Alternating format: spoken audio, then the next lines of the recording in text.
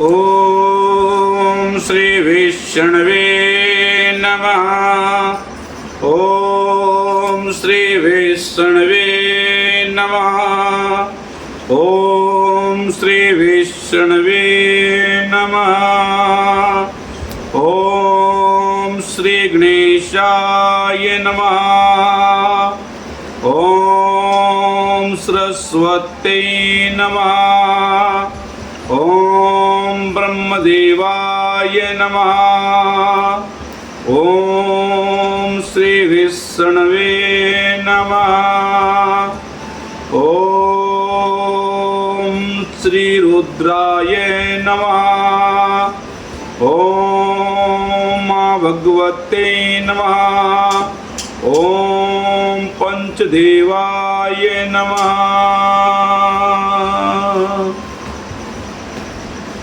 अगम अगोचर नाथ तुम पार ब्रह्म अवतार। कानन कुंडल सिर जटा अंग विभूति अपार। सिद्ध पुरुष योगेश्वरो दो मुझको उपदेश।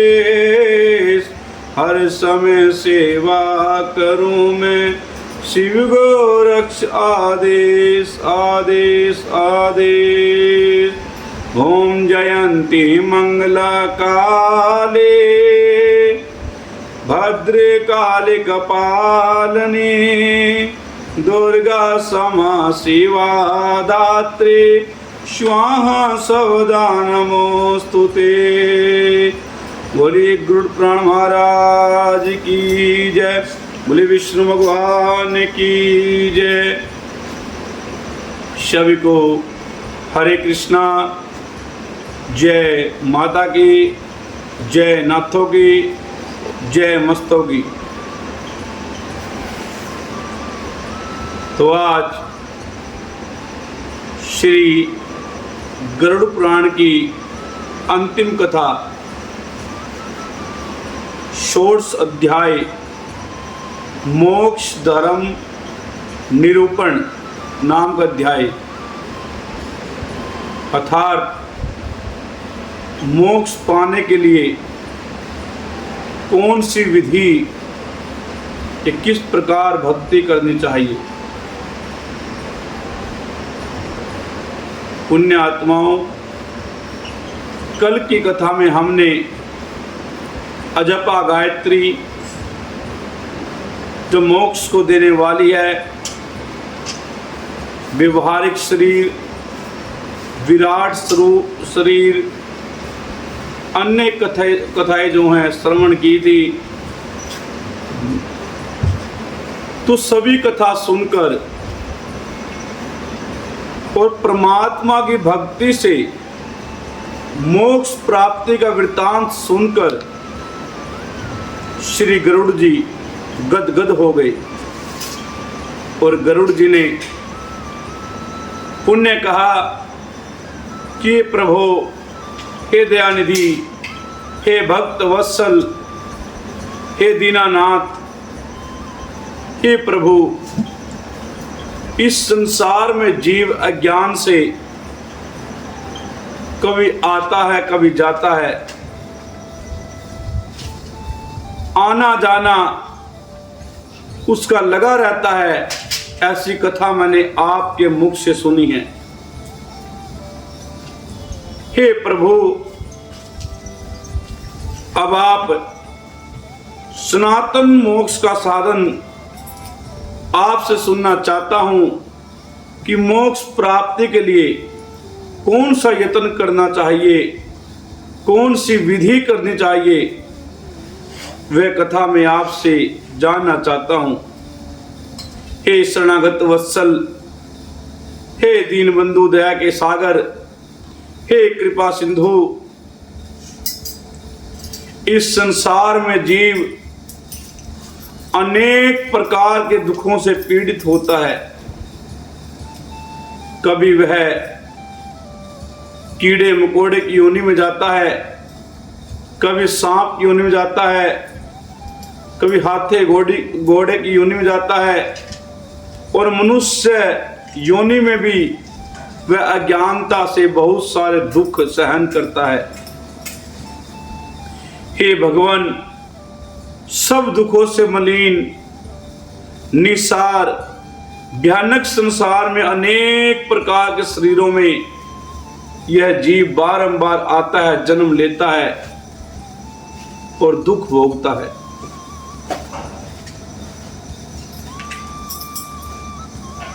कभी आना कभी जाना ऐसा लगा रहता है, उनका अंत नहीं है। वे सदा दुखों से आतुर रहते हैं, कभी सुखी नहीं होते हैं। हे मोक्ष के स्वामी प्रभु, हे विष्णु भगवान, कृपा करके मुझसे समस्त जीवों के कल्याण के लिए आप मुझे मुक्ति का कोई सरल सा उपाय बताइए, जिससे मनुष्य को मुक्ति प्राप्त हो जाए। श्री भगवान जी कहते हैं कि हे गरुड़, जो आज तुमने मुझसे पूछा है, आप बड़े धन्य हो, क्योंकि आपने समस्त प्राणियों की आत्म शांति के लिए, मुक्ति के लिए यह प्रश्न किया है। हे गरुड़, वह प्रश्न मैं आपको बतलाता हूं, सुनो। जिसके श्रवण मात्र से मनुष्य संसार से मुक्त हो जाता है, यानी ऐसी कथा मैं आज आपको सुनाऊंगा जिसको सुनने मात्र से ही मनुष्य संसार से मुक्त हो जाता है। हे गरुड़, परम ब्रह्मा के रूप, कला रहित शिव रूप, सबको जानने वाले, सबके कर्ता, सबके स्वामी, मल रहित, जिसमें थोड़ा सा ही मल नहीं है, और द्वैत रहित श्री भगवान हैं। श्री भगवान की दो स्वरूप है, निराकार और साकार। निराकार स्वयं ज्योति रूपा और साकार शरीरधारी। जिस प्रकार एक व्यक्ति के दो नाम होते हैं, घर में कुछ और कहते हैं, कागजों कुछ और कहता है, उसी प्रकार भगवान भी दो रूपों में व्याप्त है।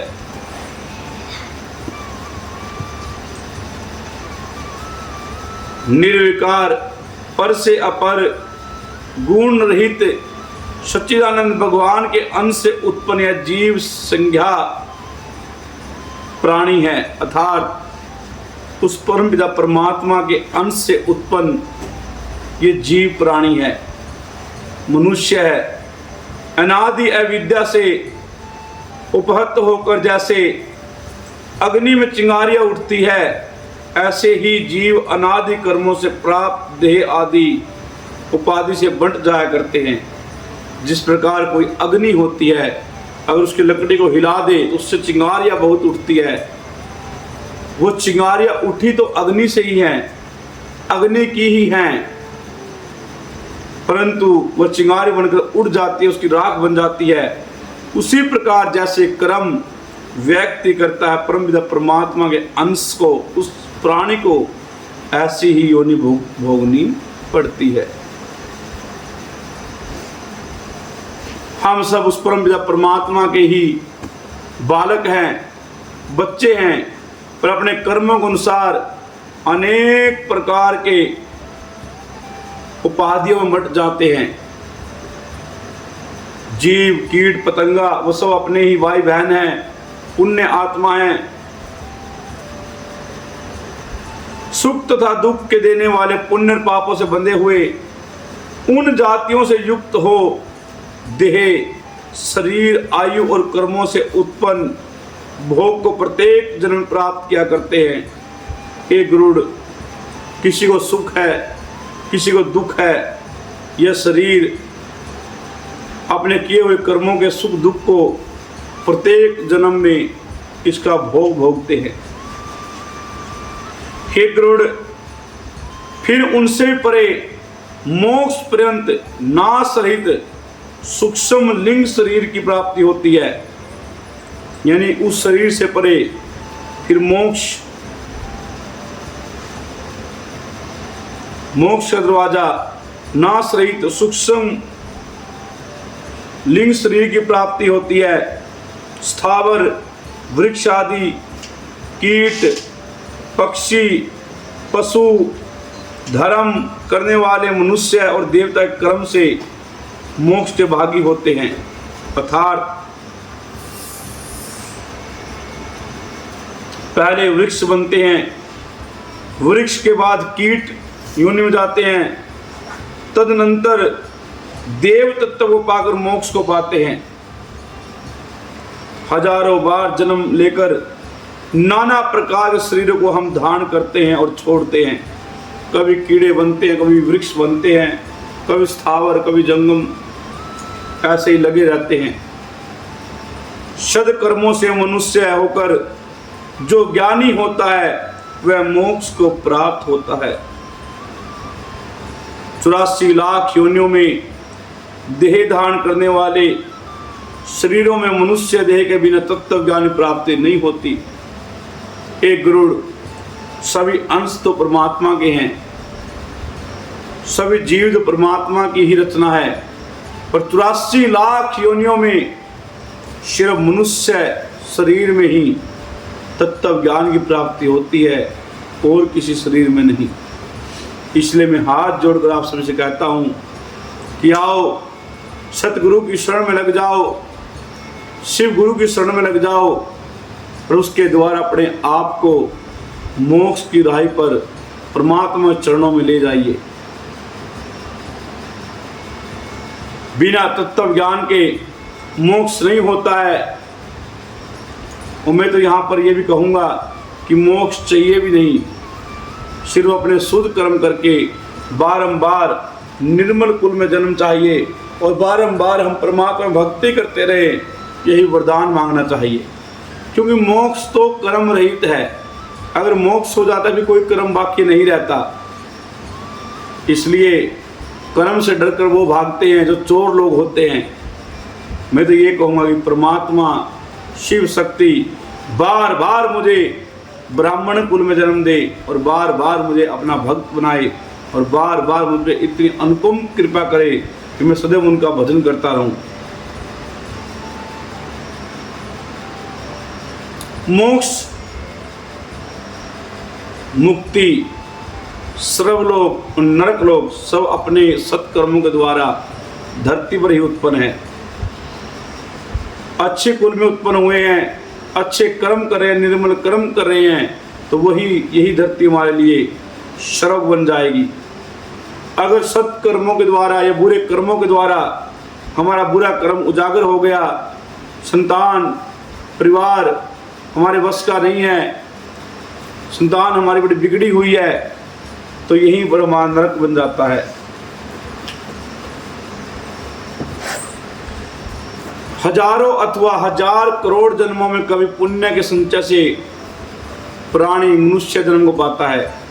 यानी जब कोई हजार या करोड़ जन्म में कोई पुण्य हमने इकट्ठा किया हो तो उस पुण्य से हम मनुष्य जन्म पाते हैं।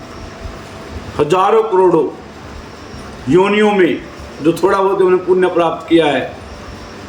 मोक्ष की सीढ़ी रूप दुर्लभ नरदेही पाकर जो आत्मा को नहीं तारता, उससे बढ़कर पापी कौन है।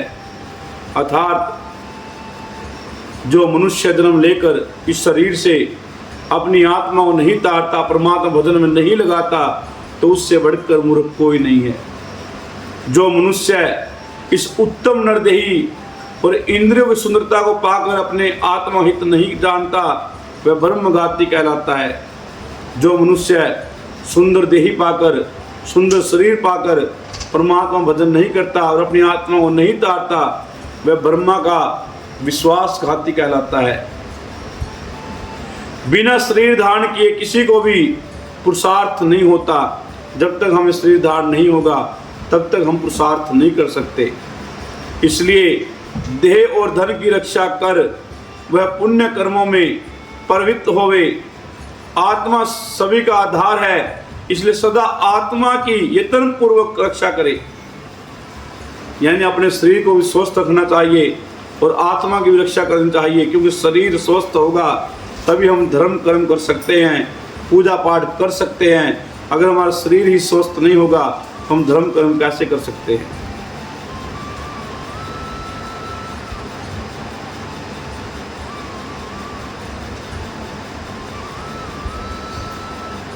इसलिए सदा आत्मा की यत्न पूर्वक रक्षा करे। अपनी रक्षा के लिए मनुष्य को यत्न करते रहना चाहिए, क्योंकि जीवित रहेगा तो अनेक कल्याणों को देखेगा। अगर हमारा जीवन बना रहा तो अनेक चीज हम बार बार देखते रहेंगे। गांव, खेत, धन, घर, शुभ और अशुभ ये तो बार बार मिलते हैं। जो चीजें जिसमें आप खोए हुए हो, ये मेरा गांव है, ये मेरा खेत है, मेरा बच्चा है, ये तो बार बार मिलते हैं हमें। जिस भी योनि में आते हैं बार बार पृथ्वी लोक पे आना पड़ता है, परंतु यह मनुष्य शरीर बार बार नहीं मिलता। इसलिए मेरी प्रार्थना है कि मनुष्य शरीर को उतार लीजिए। बुद्धिमान सदैव शरीर की रक्षा का उपाय क्या करते हैं, क्योंकि कोढ़ी आदि भी शरीर त्यागने की आशा नहीं करते। किसी को कोढ़ लगा हो और वह कोढ़ में बहुत दुखी हो और आप उसे जाकर बोल दे कि इससे अच्छा आपकी मृत्यु हो जाए, तो वो आप पे टूट पड़ेगा कि मैं क्यों मर जाऊं, तुम मर जाओ। इसलिए कोई कितना भी दुखी हो मरना नहीं चाहता, शरीर नहीं त्यागना चाहता। रक्षा किए हुए शरीर से धर्म होता है। यानी जब हम इस शरीर की रक्षा करेंगे तभी शरीर से धर्म होगा, और धर्म से ज्ञान, और ज्ञान से ध्यान, और ध्यान से योग की प्राप्ति कर जीव शीघ्र ही संसार से मुक्त हो जाता है। यानी ध्यान से ही योग की प्राप्ति होगी और योग से उस परम पिता परमात्मा परमेश्वर की प्राप्ति होगी। जो आत्मा ही आत्मा को बुरे कर्मों से नहीं बचाए तो इससे दूसरा और कौन आत्मा हित करने वाला होगा। जो इस लोक में ही नरक रूपी रोग की चिकित्सा यानी इलाज नहीं करता, वह रोगी औषधि रहित देश में जाकर क्या करेगा। यानी जो अपने आप को परमात्मा इस शरीर में आकर नहीं तारता, औषधि रहित यानी जहाँ पर दवाई नहीं है उस देश में जाकर वो क्या अपना कल्याण करेगा। बुढ़ापा एक सच्चाई है और बागिन के सदृश है। फूटे घड़े के समान आयु घटती जा रही है। एक गरुड़ जिस प्रकार पानी का बुलबुला जब तक है तो है और जब फूट गया कुछ नहीं रहता, उसी प्रकार हमारा जीवन भी जब तक चल रहा है, जब ये बुलबुला फूट जाएगा तो उसको कोई जोड़ने वाला नहीं है। कोई ऐसा तंत्र मंत्र यंत्र विज्ञान नहीं बना जो मरे हुए व्यक्ति के श्वास को दोबारा ला सके, क्योंकि उस परमात्मा की रचना के सामने सभी रचनाएं विफल है। फूटे घड़े के समान आयु घटती जा रही है तथा रोग शत्रु के समान प्रहार कर रहे हैं, और हम सोच रहे हैं कि मैं बुढ़ापे में भजन करूंगा। दिन प्रतिदिन हमारी उम्र घट रही है और रोग हमारे शरीर पर हमला कर रहे हैं, शरीर को घेर रहे हैं। इसलिए कल्याणप्रद कार्यों का अभ्यास करना चाहिए जिससे आपके शरीर की रक्षा हो और आप धर्म कर सके। ऐसे कार्य आपको सदैव करने चाहिए। जब तक दुख का आश्रय न हो, जब तक विपत्तियां न आवे तथा जब तक इंद्रिय व्याकुल न हो जाए, तब तक कल्याण के लिए साधन करना चाहिए। यानी जब तक आपका शरीर चलता रहे और आप पे विपत्तियां न आए, तब तक आपको धर्म का कार्य करते रहना चाहिए। तो हमारे यहाँ पर भी बहुत सारे बच्चे ऐसे हैं जो धर्म के लिए चले हुए हैं। मंदिर बनवाना, बावड़ी लगवाना, गरीबों को भोजन वस्त्र वितरण करना, ये सब धर्म के कार्य हैं। तो महाराज जब तक दुख का आश्रय न हो और जब तक शरीर जवाब न दे, तब तक कल्याण के लिए साधन करना चाहिए, धर्म करना चाहिए। जब तक यह शरीर जीवित रहे तब तक ही तत्व का अभ्यास कर लेना चाहिए। जब तक यह शरीर स्वस्थ है तब तक ही परमात्मा को पाने वाला तत्व का अभ्यास करना चाहिए। खेद की बात है, सभी को पता है कि मुझे जाना है, फिर भी मनुष्य अपने सुख दुख तथा हित को नहीं जानता। पैदा हुए जनों को, विपत्तिग्रस्तों को, मरे हुए को और आपत्ति में फंसे हुए को तथा दुखियों को देखकर भी यह लोक मोह रूपी मदिरा को पीकर कभी नहीं डरता। यानी उनके सामने विपत्ति वाले मनुष्य भी हैं, मरे हुए भी हैं, जो दुख भोग रहे हैं, उनको भी देखकर फिर भी यह मोह रूपी मदिरा पीकर यानी संसार की मोहता को नहीं छोड़ता। क्यों?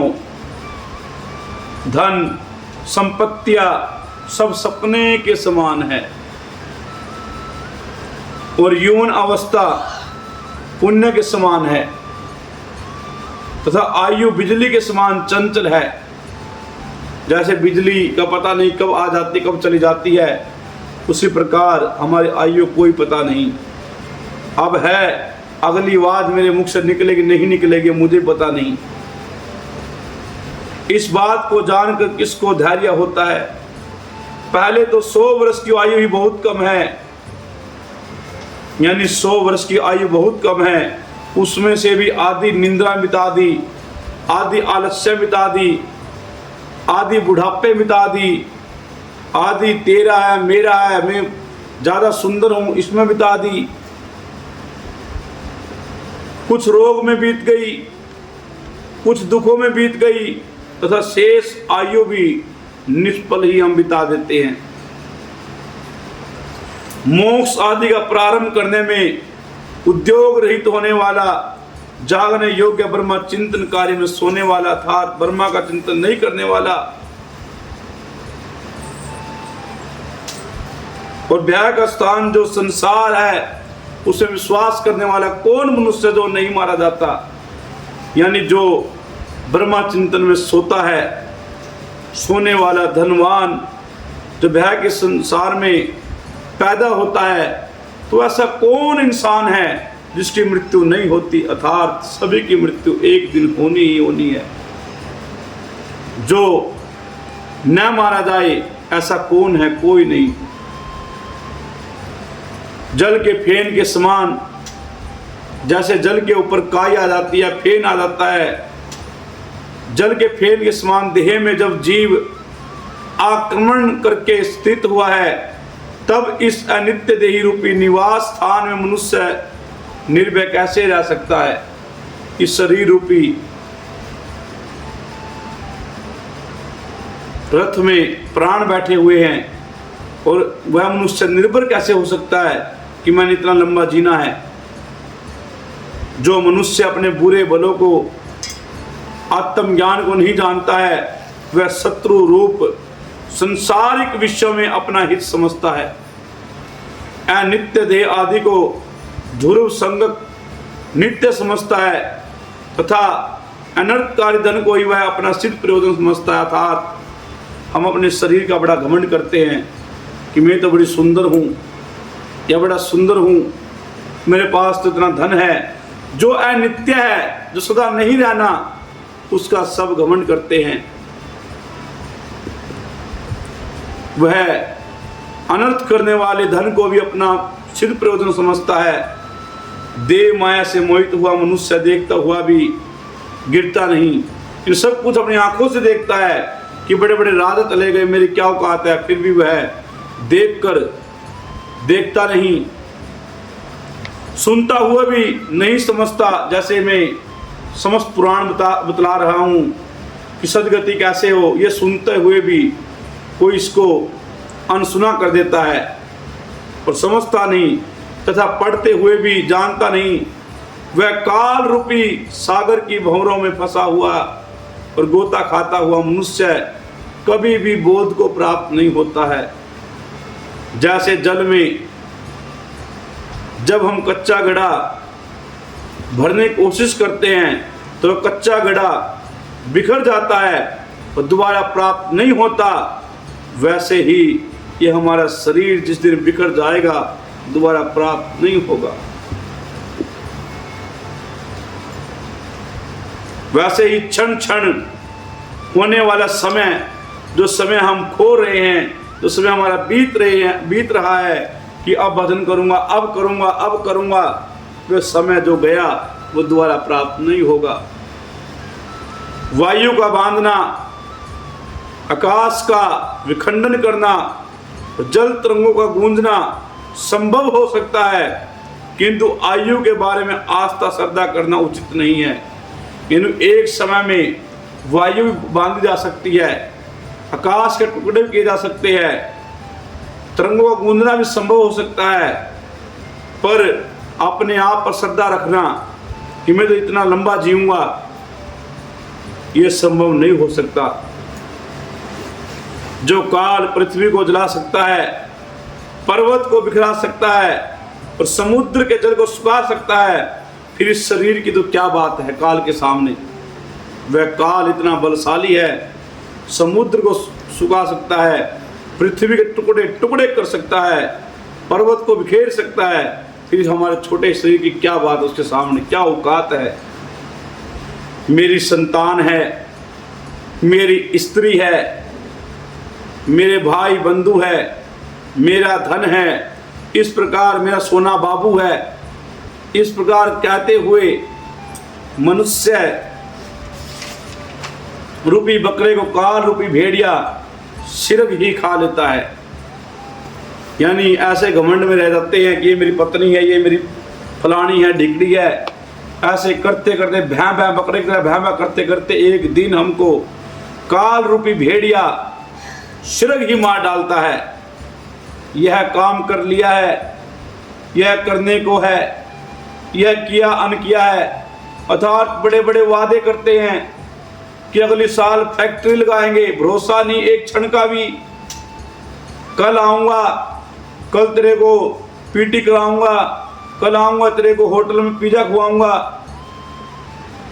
यानी एक पल का भरोसा नहीं और वादे करते हैं बड़े बड़े। क्यों? ये काम करना है, ये किया है, इसी सोच में पड़े रहते हो। इस प्रकार की चेष्टा करते हुए पुरुष को काल अपने वश में कर लेता है। इसलिए बुद्धिमान पुरुष वेद और शास्त्रों का अभ्यास करे और अभ्यास करके तत्व ज्ञान को जानकर सब शास्त्रों को छोड़ दे। फिर शास्त्र पढ़ने की जरूरत नहीं है, न पुराण पढ़ने की जरूरत है, न वेद पढ़ने की जरूरत है। जिस प्रकार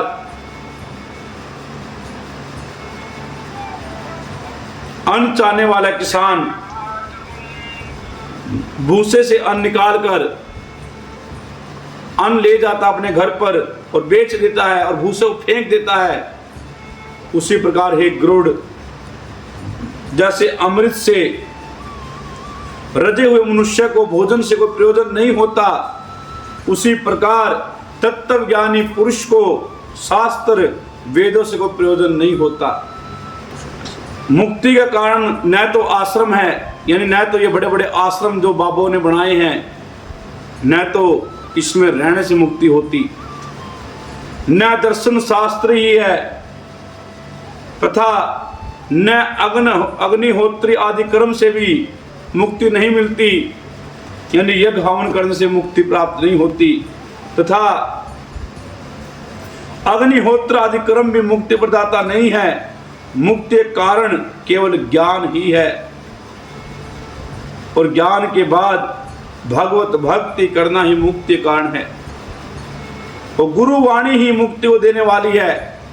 अन्य सब विद्याएं वन औषधियों के झुंड मात्र है।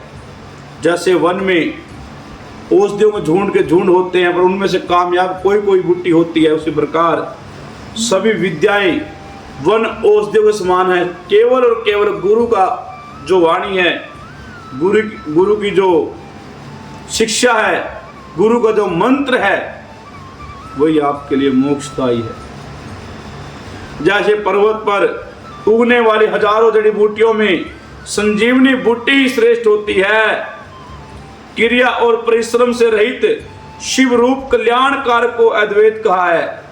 एक गरुड़ जैसे पर्वतों पर हजारों बुट्टी उगती है पर उनमें से संजीवनी ही श्रेष्ठ है, उसी प्रकार शास्त्र वेद तो बहुत है पर गुरु वाणी ही सर्वश्रेष्ठ है।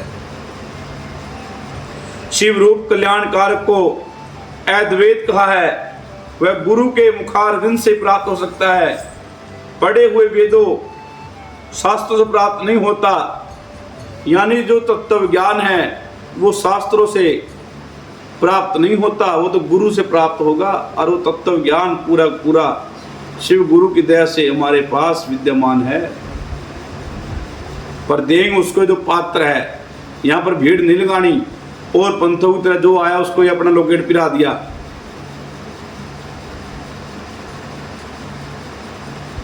ज्ञान दो प्रकार का होता है, एक शास्त्रोक्त, यानी एक तो शास्त्र पढ़ के तो इकट्ठा किया जाए वो ज्ञान, दूसरा विवेक से उत्पन्न यानी अपनी अंतरात्मा से बदन के द्वारा। शास्त्रोक्त ज्ञान ब्रह्मा है और विवेक से उत्पन्न हुआ ज्ञान परम ब्रह्मा है। जो शास्त्र वेदों में हम ज्ञान पढ़ते हैं वो ब्रह्मा ज्ञान है और जो अंदर से उत्पन्न होता हुआ परम ब्रह्मा ज्ञान है। कोई द्वैत की इच्छा करते हैं, कोई अद्वैत की, परंतु इस द्वैत और अद्वैत रहित सम तत्व को कोई नहीं जानते हैं। कोई तो निराकार की भक्ति करते हैं, कोई साकार करते हैं, पर इन तत्वों को कोई नहीं जानता। यह मेरा नहीं है और यह मेरा है, यही दो वाक्य मोक्ष और बंधन के कारण है। यह मेरा है, यह बंधन में आ गया, यह मेरा नहीं है, परमात्मा का है, यह मोक्ष का जो है सीढ़ी आ गई। मेरा है इसे जीव बंधन से बन जाता है और मेरा नहीं है इसे बंधन से छूट जाता है। जो मुक्ति प्रदायिनी हो, बाकी कर्म तो केवल श्रम के लिए है, बाकी जितने काम हैं वो तो मेहनत के लिए हैं, अपनी रोजी रोटी के लिए हैं, तथा अन्य विद्या केवल शिल्प में निपुणता हासिल करने के लिए है। अर्थात जो अन्य छोटी छोटी विद्याएं हैं वो तो चिकित्सा डॉक्टरी करने में सहायक है, पर वो असली चीज नहीं है। जब तक कर्मों का क्षय नहीं होता, जब तक संसारिक भोगों वासना और इंद्रियों में चंचलता बनी रहती है, तब तक तत्व की बात कहाँ है। जब तक इस संसार से मोह नहीं छूटता, ये मेरा बेटा है, ये मेरा पति है, मेरे पास इतना धन है, और जब तक आपका मन चंचल रहता है कि ये गुरु सही नहीं, फलाना गुरु ठीक है, फलाना गुरु सही नहीं, टिकड़ा गुरु ठीक है, अमुकड़ा ठीक है। जो ऐसे व्यक्ति होते हैं उनके पास तत्व की बात कहाँ है, वो क्या जानते हैं, वो तो ऐसे ही मरेंगे रो रो कर। तत्व ज्ञानी ही मोक्ष को प्राप्त होते हैं और धर्माचरण करने वाले सर्व को जाते हैं। जो तत्व ज्ञानी होते हैं वो मोक्ष को जाते हैं, और जो धर्म आचरण करने वाले, धर्म का धारण करने वाले हैं, वो सर्वलोक को जाते हैं। मुक्ति का मतलब है फिर दोबारा जन्म मरण नहीं होना। सर्वलोक का मतलब है कि स्वर्ग में जितना हमारा पुण्य इकट्ठा किया उतना सुख भोग कर, उतने साल वहां पर आनंद के साथ रहकर दोबारा फिर जन्म लेना पड़ेगा अच्छे कुल में। इसलिए हे गरुड़, यदि मनुष्य मोक्ष की इच्छा रखे तो यत्न पूर्वक सब अवस्थाओं में सदैव तत्व विश्वास रखो। मैंने इन 16 अध्यायों में सब शास्त्रों का सार निकाल कर तुम्हें सुना दिया। अब और क्या सुनने की तुम्हारी इच्छा रह गई है? बताओ क्या सुनने की इच्छा रह गई?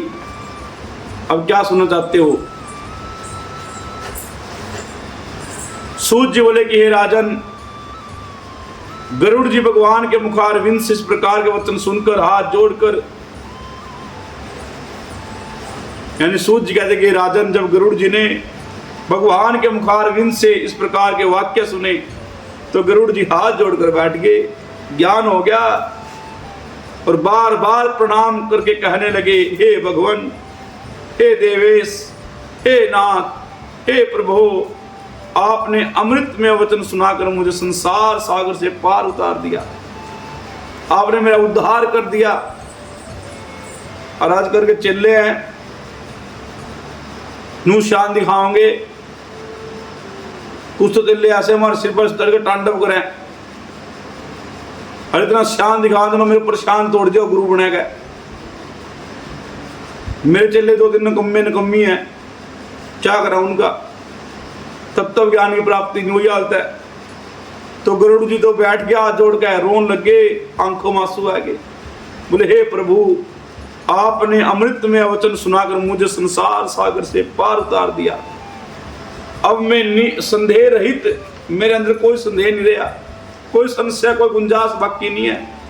और मेरे चेले गुंजाइश नहीं जानती, उनका संदेह तो बना ही रहेगा मेरे पे। तो मेरे अंदर कोई संदेह नहीं रहा, मैं कृतार्थ हो गया, इसमें संशय नहीं है। इस प्रकार कहा कि गरुड़ मौन होकर श्री हरि के ध्यान में तत्पर हो गए। जो स्मरण करने से दुर्गति को दूर करने वाले हैं और पूजन यज्ञ से उत्तम गति को देने वाले हैं, तथा अपनी परम भक्ति से जो मुक्ति प्रदाता है, वह श्री भगवान मेरी सदैव रक्षा करे। बोले विष्णु भगवान की जय। इस प्रकार गरुड़ जी सुनकर भगवान के भजन में लीन हो गए। श्रीमन नारायण नारायण नारायण, श्रीमन नारायण नारायण नारायण, भजमन नारायण नारायण नारायण, भजमन नारायण नारायण नारायण। पुण्यात्माओं, इस प्रकार गरुड़ जी के 16 अध्याय गरुड़ पुराण जी की सारी कथा आज पूर्ण हुई। इसमें एक गर्भ गीता भी है। श्री कृष्ण अर्जुन संवाद, जिस समय कोई गर्भवती महिला होती है, अगर उसको यह गर्भ गीता सुनाई जाए या कोई मनुष्य वैसे सुन ले तो गर्भ के दुख से बच जाता है। तो एक बार अर्जुन ने पूछा, हे कृष्ण, यह प्राणी जो गर्भ से आता है, गर्भ में आता है, तो कौन से दोष से आता है? जब यह जन्म लेता है तब इसकी जरा अधिक रोग लगते हैं, फिर मृत्यु हो जाती है। प्रभु, वह कौन कर्म है जिसे करने से प्राणी जन्म मरण से रहित हो जावे? अर्जुन पूछता कि प्रभु, बार बार ये जन्म लेते हैं, मरते हैं, ऐसा कौन सा कर्म करें कि जन्म मरण से रहित हो जाए? श्री भगवान जी ने कहा कि अर्जुन, यह जो मनुष्य है सो अंधा व मूर्ख है, जो संसार के प्रति प्रीति करता है, वह पदार्थ मैंने पाया है और वह पाऊंगा, ऐसी चिंता इस प्राणी के मन से हटती नहीं। 8 पहर यह प्राणी माया को भजते रहता है। जब भगवान का भजन करता है तो गिनता है कि माला कितनी हो गई, और मन बहुत भटकता है। और जब पैसे दौलत धन आ जाता है तो मन नहीं भटकता, फटाफट हाथ चलते हैं। 8 पैर माया को ही बसता है। इन बातों करके बारंबार वह जन्म लेता और मरता है। हे अर्जुन, जो 8 पैर माया को बसता परमात्मा भजन नहीं करता, तो इस करके वह बारंबार यहाँ जन्म लेता है और मरता है, और गर्भ के विषय दुखों को भोगता है। अर्जुन फिर कहता है कि ये भगवान, हे केशव, आपने कहा कि मन को काबू करो। ये मन तो मस्त हाथी की मानिंद है, तृष्णा इसकी शक्ति है। यह मन 5 चीजों के वश में है, काम, क्रोध, लोभ, मोह, अहंकार। और इन 5 में अहंकार बहुत बलशाली है। मनुष्य को अहंकार बड़ा जल्दी आ जाता है। वो अहंकार की ही चीज का हो, पैसे का हो, धन का हो, या मान मर्यादा का हो। मेरे यहाँ भी जब कोई आता है तो बड़ा अहंकार करते हैं, बड़ी मान मर्यादा कि मुझे बैठने के लिए अच्छा स्थान मिलना चाहिए, मेरी ही इज्जत होनी चाहिए। अहंकार बहुत बलशाली है। सो कौन यतन है जिससे अहंकार वश में होए? श्री भगवान जी कहते हैं कि हे अर्जुन, यह मन हाथी की नाई है, तृष्णा इसकी शक्ति है, मन 5 के वश में है, अहंकार सर्वश्रेष्ठ है। हे अर्जुन, जैसे हाथी अंकुश के वश में होता है, वैसे ही मन रूपी हाथी को वश में करने को ज्ञान रूपी अंकुश जरूरी है। और वो दिव्य ज्ञान क्या है कि कुछ भी वस्तु मेरी नहीं है, सब परमात्मा की है। मैं कुछ नहीं करता, सब परमात्मा करता है। अहंकार से जीव नरक में पड़ता है। अर्जुन फिर कहते कि हे श्री कृष्ण, एक तुम्हारे नाम के लिए वन खंडरों में फिरते हैं, एक विरागी हुए धर्म करते हैं, इस विषय हम कैसे जाने कि कौन वैष्णव है। अर्जुन जी कह रहे हैं कि प्रभु, एक तो आपके नाम के लिए वन में तप रहे हैं, और एक आपके नाम के लिए सिर पर जूड़ा बना के, पीला पीला चंदन ला के, दाढ़ी बढ़ा के, पीले कपड़े पहन के, और रात में 2 बजे निकल के बड़ा पखंड मचा रखा है। तो हम कैसे जाने कि आप किस में हैं। श्री कृष्ण जी कहते हैं, भगवान कृष्ण जी कहते हैं कि एक अर्जुन, एक मेरे नाम के लिए वन में फिरते हैं, एक सन्यासी कहलाते हैं, और एक सिर पे जटा बांधते हैं, एक भस्म लगाते हैं। इन सब में मैं नहीं हूं। और बांधो जटाए, खूब जटा बांधो, मन के लेना भाई, पीले तिलक लगाओ, दाढ़ी में जटा बनाओ, घूमो रात 2 बजे। कृष्ण जी ने साफ कह दिया कि मैं ऐसे ऐसे पखंडिया में नहीं हूं। को है ले भाई, दिखा दे कैमरे गला है लोगों ने, एक बातें मार रहे हैं, देख ले, फिर दोबारा दुआ। अर्जुन जी ने कहा, हे कृष्ण जी, एक तुम्हारे नाम के लिए वन खंडरों में फिरते हैं, यानी वन में तपस्या करते हैं, एक विरागी हुए धर्म करते हैं। इस विषय कैसे जानिए कि जो वैष्णव है वे कौन है। श्री कृष्ण जी कहते हैं, एक मेरे नाम के लिए वनों में फिरते हैं, एक सन्यासी कहलाते हैं, एक सिर पर जटा बांधते हैं, सुन ले भाई, जटा बढ़ाने वाले, एक भस्म लगाते हैं। इनमें हम नहीं हैं, क्योंकि इन विषय अहंकार है। सन्यासी को तो ये अहंकार है कि मैं सन्यासी हूँ, जटाड़े को जटा का अहंकार है। फिर दोबारा अर्जुन जी कहते कि भगवान, वे कौन से पाप है जिससे मनुष्य की स्त्री मर जाती है, और जिससे जवान पुत्र मर जाते हैं, और कौन से पाप से नपुंसक होते हैं।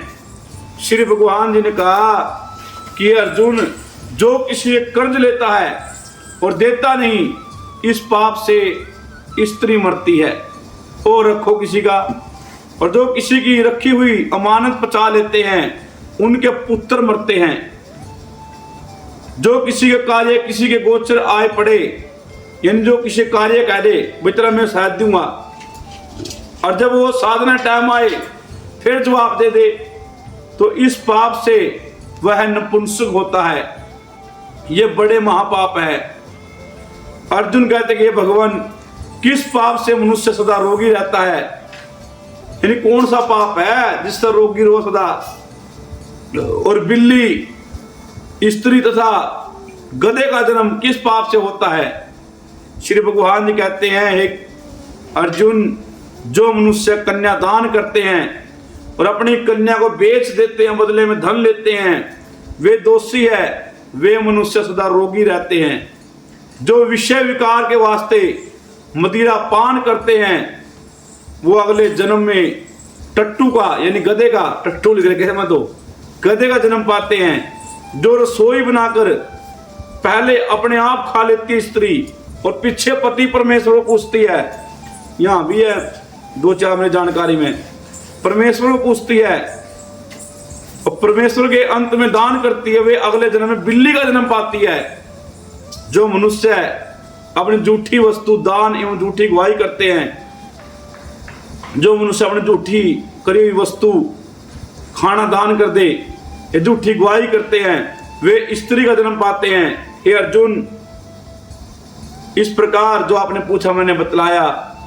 तो अर्जुन फिर कहते हैं, हे श्री कृष्ण, कई मनुष्यों को तुमने बिना कमाए हुए सोना दे दिया, धन दे दिया, और कई मनुष्यों को हाथी घोड़े रथ दिए, तो उन्होंने कौन से पुण्य किए हैं? भगवान कहते कि अर्जुन, जिन्होंने पिछले जन्म में गुप्त दान किया है, सोना दान किया है, उसको हाथी वाहन सब इस जन्म में मिलते हैं। जो परमेश्वर के निमित्त कन्यादान करते हैं सो पुरुष का जन्म पाते हैं। अर्जुन कहते हैं कि प्रभु, जिन पुरुषों की सुंदर देही है, यानी बहुत सुंदर है, देखते चमके लगे, उन्होंने ऐसा कौन सा पुण्य किया है? किसी के घर पर संतति है, कोई विद्वान है, उन्होंने कौन से पुण्य किए हैं? भगवान कहते हैं अर्जुन, जिन्होंने अन्नदान किया है उनका स्वरूप अगले जन्म में सुंदर होता है। जिन्होंने विद्या दान किया वो विद्वान होते हैं। जिन्होंने संतों की सेवा की है वो पुत्रवान होते हैं। अर्जुन फिर पूछते हैं कि भगवान, किसी को धन से प्रीति है, कोई अपनी स्त्री से प्रीति करते हैं, आसमान गाले विराज कर दो, इसका क्या विचार है? श्री कृष्ण ने कहते कि अर्जुन, हर किसी का धन, स्त्री सब नाश रूप है, सिर्फ मेरी भक्ति सच्चा है, मेरी भक्ति करो। परमेश्वर तो कह रहा है। अर्जुन कहते हैं, हे भगवान, राजपाट किस धर्म से मिलते हैं? विद्या कौन से धर्म से मिलती है? श्री कृष्ण ने बोले कि हे अर्जुन, जो प्राणी श्री काशी जी निष्काम भक्ति से तप करते हैं और अपने देह को त्यागते हैं, सो अगले जन्म में राजा होते हैं। जो गुरु की सेवा करते हैं सो विद्वान होते हैं। अर्जुन जी फिर कहते हैं, फिर पूछते हैं कि भगवान, किसी को धन अचानक बिना मेहनत करे ये मिल जाता है, मेहनत नहीं करनी पड़ती, बैठे बैठे खावें। कोई सारी उम्र रोग रहित होते हैं, सो उन्होंने कौन से पुण्य किए हैं या कौन से पाप किए हैं? श्री कृष्ण जी कहते कि अर्जुन, जिन्होंने गुप्त धन दान किया है उनको वह धन अगले जन्म में 10 गुना धन अनायास ही मिल जाता है। जिन्होंने परमेश्वर का कार्य और पराय कार्य संवारा है वे रोग से सदा रहित रहते हैं। अर्जुन फिर कहते हैं, भगवान, कौन से पाप से प्राणी अमली होता है? कौन पाप करने गूंगा, कौन पाप करने कुष्ठी होता है? श्री कृष्ण जी बोले, जो अपने गुरु की स्त्री से गमन करते हैं सो अमली होते हैं। जो गुरु से विद्या पढ़कर मुकर जाते हैं, यानी गुरु ने सबको दिया, कह देते हैं कि गुरु ने मेरे को कुछ नहीं दिया, तो ऐसे बंदे गूंगे होते हैं। जिन्होंने कुकर्म किया वे कुष्ठ रोगी होते हैं। अर्जुन जी कहते हैं, भगवान, किसी के देह में रक्त का विकार होता है, कोई दारिद्र होता है, किसी को खंड वायु, गैस वायु होती है, कोई अंधे होते हैं जन्म से, कोई पंगु होते हैं, कोई स्त्रियां बाल विधवा होती है, सो कौन से पाप से होती है? श्री कृष्णवाच, भगवान जी कहते हैं, जो क्रोधवान रहते हैं उनको रक्त विकार होता है। जो 24 घंटे क्रोध में रहे, सड़े रहे दूसरे को देख कर, वो लंबे लंबे जरूर हो जाएंगे पर रक्त विकार रहेगा उनको। जो कुशील होते हैं, जो कुकर्मी ब्राह्मण को दान देते हैं, उनको खंड वायु होती है। जो कुकर्मी ब्राह्मण यानी दारू पीने वाला, गंदे काम करने वाला, उसको दान देते हैं तो उनको गैस बनती है, खंड वायु रहती है। जो प्राणी स्त्री को निर्वस्त्र देखता है, वो गुरु की स्त्री पर कुदृष्टि डालता है, जिसने गौ ब्राह्मण को लात मारी है सो लंगड़ा व पंगु होता है। जो स्त्री पति को छोड़कर प्राय पुरुष का संग करती है, बाजार में मिलने जाती है, सो बाल विधवा होती है। हे अर्जुन, इस प्रकार आपने जो पूछा वो मैंने बतलाया। अर्जुन जी कहते हैं, स्वामी, तुम परम ब्रह्मा हो, तुमको मेरा नमस्कार है, मैं तुमको अपना रिश्तेदार मानता था। इसी प्रकार जो कोई विद्वान पुरुष होता है तो उसको रिश्तेदार से बुरा रिश्तेदार की नजर देखा है, उनकी आंख नहीं खुलती, और जब तक वो रिश्तेदार की नजर देखा था तो उनको भला नहीं होता, जब वो गुरु की नजर देखे तो भला होगा। तो आज अर्जुन की आंख खुल गई कि प्रभु, मैं तो अपना रिश्तेदार जानता था, अब मैं परमेश्वर मानता हूं, परम ब्रह्मा। गुरु दीक्षा कैसी होती है? आहा, ये पूछा ना बात, तो गुरु दीक्षा कैसी होती है, कृपा करके कहिए। श्री भगवान जी बोले कि हे अर्जुन, तुम धन्य हो, तुम्हारी माता भी धन्य है जिसने आज तुम जैसे पुत्र को जन्म दिया और तुम जैसे पुत्र ने गुरु दीक्षा पूछी है। ये अर्जुन, आजकल तो गुरु दीक्षा भी मजाक बना दिया। नाडला हुआ नकली जटा कुत्ते बिल्ले की लुआवे और बैठ जाए यूट्यूब पे, कोई मसानी चौंकी देवे, कोई काली की चौंकी देवे, पता नहीं मैं काली करता बड़गी इतनी, और नाडला हुआ और गुरु दीक्षा देवा। गुरु दीक्षा मतलब भी नहीं पता उन्हें कुत्तिया ने। थारी मौत होगी, दुर्गति होगी, अब भी आज स्मरण में परमात्मा की। गुरु दीक्षा क्या है? हे अर्जुन, सारे संसार के गुरु जगन्नाथ है, यानी परम पिता परमात्मा परमेश्वर। विद्या का गुरु काशी है, विद्या का जो गुरु है वो काशी है। चारों वर्णों का गुरु ब्राह्मण है, सिर्फ ब्राह्मण को अधिकार है। यू रात तो जने खड़े गुरु बने फिरे। चार वर्ण, वैश्य, क्षत्रिय, शूद्र। ठीक है, मैं फालतू नहीं बोल लूंगा, ब्राह्मण पक्ष ले ले, पर मैंने बताया ब्राह्मण कौन होता है, ये बताया मैंने। तो सदाचारी है, भगवान भजन करने वाला है। चारों वर्णों गुरु ब्राह्मण, ब्राह्मण गुरु सन्यासी, और सन्यासी उसको कहते हैं जिसको सुनने की भी आस न हो। और आजकल का है सन्यासी देखे भाई बने ऐसे गमंड में चूर हो रहे, डेरा बैठे कुत्ते की डाढ़ पड़ रहे हैं, यूं सूर की डाढ़ इतने मोटे मोटे हो रहे हैं, लाल लाल मुंह क्यों खावा, सोने की बस हम बिगड़ रहा कुछ। फीम खावा लाल लगा चाहे मैं, थारा नाश होगा कुत्तियों। और डेरे में कोई मूर्ति में कोई भगत मत्था टेकन लग जाए, न्यू टूट के पड़ेंगे। हर प्रसाद क्यों चढ़ा रही, क्यों आलस्य आ रहा, शरीर में ठाना पड़ेगा, सफाई करनी पड़ेगी, थारा बीज मरेगा सारा का। मेरी सुन लियो कथा, या थारी आंख खुलेगी। सन्यासी उसे कहते थे सुनने की भी आस न हो। और ये चले BMW में ये एयर कंडीशनर, पंखे, एसियां हैं, करोड़ों के फूल, लाखों फूल खराब कर दे। अनुमा में सन्यासियां, अरे डूब का मर जो। जिसने सबको त्याग करके मेरे विषय में मन लगाया हो, सिर्फ एकमात्र मेरे विषय में, ऐसा ब्राह्मण जगत गुरु है। हे अर्जुन, यह बात ध्यान देकर सुनने की है कि गुरु दीक्षा, यह गुरु कैसा है, यह गुरु कैसा हो। हम भी समझ लो गुरु कैसा होना चाहिए। अगर थोड़ी बहुत कुछ दिक्कत हमने तो छोड़ कर जा सकते हो।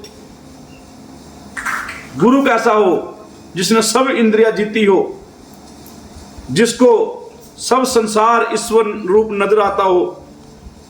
ऐसा गुरु करे जो परमेश्वर को जानने वाला होवे, उस गुरु की पूजा सब तरह से करे। हे अर्जुन, जो गुरु का भक्त है सो मेरा भक्त है। ला भाई, भगवान ने तो आज जुआ ही घेर दिया कि जो ऐसे गुरु की पूजा करता है, जो गुरु भक्त है सो मेरा भक्त है। जो प्राणी गुरु सन्मुख होकर मेरा भजन करते हैं, यानी गुरु के सानिध्य में, गुरु के मुख से लेकर मंत्र, उनका भजन करना सफल है। जो प्राणी गुरु से विमुख है, उनको 7 ग्राम मारे का पाप लगता है। गुरु से विमुख प्राणी का दर्शन करना योग्य नहीं है। और जो गुरु से विमुख होकर व्रत करे, ये उदापन कर दी फिराइए हैं, टीवी में सुन के अपना व्रत कर रही है, उदापन का भजन कर रही है, इनका तो मुंह भी देखना चाहिए। ये कह रहे भगवान तो ये बना अपने आप में भगतनी टिक्के ला लेगा, इन्हें गणा कर तू मचा दिया। जो प्राणी गुरु से विमुख है, उनको 7 ग्राम मारे का पाप है। गुरु से विमुख प्राणी का दर्शन करना योग्य नहीं है। गृहस्थ गुरु से विमुख हो सो चंडाल के समान है, यानी गृहस्थ गुरु से विमुख हो सो चंडाल के समान है। जिस जगह मदिरा का भांड हो, उस विषय जो गंगा जल है सो अपवित्र है। यानी मदिरा का जोड़ हो और गंगा जल घेर दिया, वह गंगा जल भी अपवित्र है। उसके हाथ का देवता भी नहीं लेते जो गुरु विमुख होते हैं। उसके सर्व कर्म निष्फल हैं। सुन लो भाई, कुकर यानी कुत्ता, शुकर, सुअर, गदरब, गधा, काक, कागा, इन सब योनियों से सर्प की बड़ी खोटी होनी है। और इन सब से भी वह मनुष्य खोटा है जो गुरु नहीं बनाता। गुरु बिना गति नहीं होती। ऐसा प्राणी अवश्य नरक को जाएगा। गुरु दीक्षा बिना प्राणी के सब प्रयोजन निष्फल होते हैं। हे अर्जुन, जैसे चारों वर्णों को मेरी भक्ति करने योग्य है, तैसे गुरु उद्धार के गुरु की भक्ति करनी, सेवा करनी योग्य है। आओ रे कुछ लंबे। जैसे सब नदियों में गंगा श्रेष्ठ है, सब व्रतों में एकादशी का व्रत श्रेष्ठ है, वैसे ही अर्जुन सबसे गुरु सेवा सबसे उत्तम है। गुरु दीक्षा बिना प्राणी पशु योनि पाता है और 84 लाख योनियों में भ्रमता रहता है और नाना प्रकार के कष्ट भोगता है। हे अर्जुन, इस प्रकार मैंने तेरे को बतलाया कि गुरु दीक्षा न लेने से कौन सी योनि पाता है। अर्जुन जी ने कहा कि श्री कृष्ण जी, गुरु दीक्षा क्या वस्तु है, क्या चीज है गुरु दीक्षा? आपने कहा तो दिया, इसके बगैर कुछ भी सफल नहीं है कि यू सोने की अंगूठी पिराना गुरु को, सोने की चैन पिराना, या गुरु दीक्षा है या क्या? फिर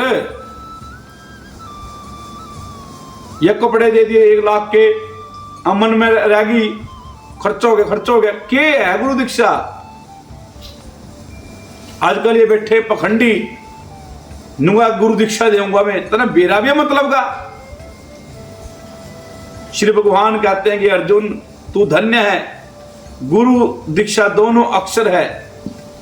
गुरु दीक्षा हरि नाम है, इन अक्षरों को गुरु कहता है। यह चारों वर्णों को जपना चाहिए और चारों वर्णों को जपना श्रेष्ठ है। हे अर्जुन, जो गुरु की सेवा करता है वह मेरी सेवा करता है। मेरी उस पर खुशी प्रसन्नता में सदा रहता हूं। ऐसे बच्चे पे वह 84 से छूट जाता है, जन्म मरण से रहित नरक नहीं भोगता। जो प्राणी अपने गुरु की सेवा नहीं करता, जो प्राणी अपने गुरु की सेवा नहीं करता, सो 3.5 करोड़ वर्ष तक नरक भोगता है। जो गुरु की सेवा करता है उसको कई यज्ञों के पुण्य फल प्राप्त होता है।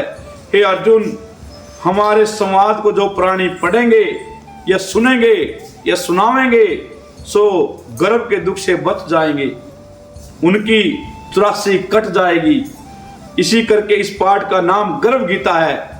बोलिए श्री कृष्ण भगवान की। श्री कृष्ण महाराज के मुख से जिसे अर्जुन ने श्रवण किया, गुरु दीक्षा लेना उत्तम कर्म है, उसका फल यह है कि नरक में 84 जीव बचा रहता है। भगवान उस पर सदैव प्रसन्न रहते हैं।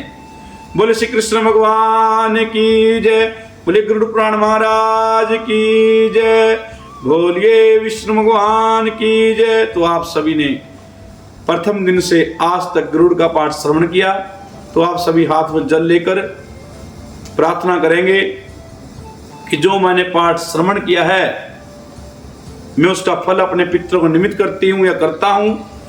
और बाद में हाथ में एक रुमाला मतलब एक तौलिया लेकर जो आपने पाठ सुना है, गरुड़ पुराण के नाम का एक तौलिया, 5 वस्त्र, कुछ फल, कुछ दक्षिणा रखकर अपनी वेदी पर चढ़ा दे, भगवान विष्णु नाम लेकर, और प्रार्थना करेंगे विष्णु भगवान इस कथा को पूर्ण करना। और सभी देवी देवताओं के लिए हाथ में फूल चावल लेकर प्रार्थना करें कि मेरे पितृ देवता इस पूजा को ग्रहण करे और आपकी भगवान विष्णु के चरणों में मुक्ति हो। और मुझसे कोई गलती हो गई कथा में, करने में, कराने में, विधि के विधान में, तो क्षमा करना। और सभी ऐसे चावल लेकर के प्रार्थना करे और सभी देवताओं को विदाई दे।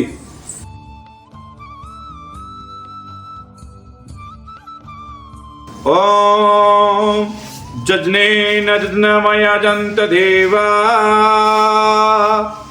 स्थानि धर्माणि प्रत्यमान्य सन्ना तेनाक महिमाना सशांत जत्र पूर्वे साध्या शांति देवा ओम नाना सुगंध पुष्पाणि यथा कालोद्भवानि च पुष्पंजलिर् मया दत्त्वा गृहाणं परमेश्वरा ओम मंत्रहीनं क्रियाहीनं भक्तिहीनं सुरेश्वरा यत् पूजितं मया देवे परिपूर्णं तदस्तु मे। आवाहनं न जानामि विसर्जनं, पूजार्चन न जानामि, क्षमा करो परमेश्वरा। ओम आयन्तु देवगणाः सर्वे पूजा मदाय मामिकाम् इष्टकाम शरणार्थं पुनः गमनाय च गच्छ गच्छ श्रेष्ठा संस्थाने परमेश्वरा। सर्वदेवता विसर्जन कुर्यात्। वेदी पर छोड़ दें और कलश को हिला दें, दीपक को हिला दे, वेदी को अपनी जगह से हिला दे और बाद में मत्था टेक ले, क्षमा मांग ले।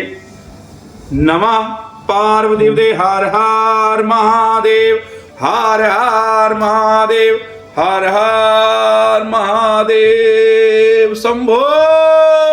जो वेदी पे चावल स्वस्तिक बना हुआ है और वो नारियल है, वह नारियल उठा करके और चावल कपड़े समेत जल में देकर आए और लोटे का जो जल है वो पूरे घर में छिड़कने के बाद जो बचता है उसे सूर्य नारायण भगवान को दे दें। और भी जो सामग्री है, फूल फल जो मैंने चढ़वाया था, 1 तौलिया, 5 बर्तन, फल, मिठाई, दक्षिणा और आपकी श्रद्धा अनुसार 5 बर्तन अगर हों तो वो सभी ब्राह्मण को दान करके उनके पांव को हाथ लगाए। और ऐसा कर्म करने से आपको गरुड़ पुराण के कथा पुण्य आपके पूर्वजों को मिलेगा। और सभी पितरों को नमस्कार करें। हर हर महादेव।